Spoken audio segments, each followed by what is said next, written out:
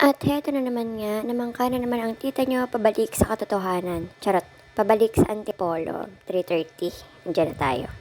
At pag uwi ko ay, ayan, bumungad sa atin ang hinog na strawberry. Isa pa lang siya. Pero marami siyang kapatid na kasama sa isang tangkay, kaya dahan-dahan ko lang pinitas. At baka pag hinila ko ay mahila din yung mga kapatid niya. May dalawa pa siyang katabi. Sa 6 na puno, yan pa lang ang namunga ngayong season. Ayan, medyo malaki ang bunga nito ngayon. Kasi hiniwa-hiwalay ko na. Total, doon din naman ang punta maghihiwalay din. Charot. So, hayan na nga.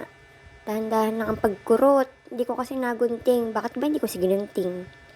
Medyo malaki yung size niya. At ang red na niyan, sobrang red na.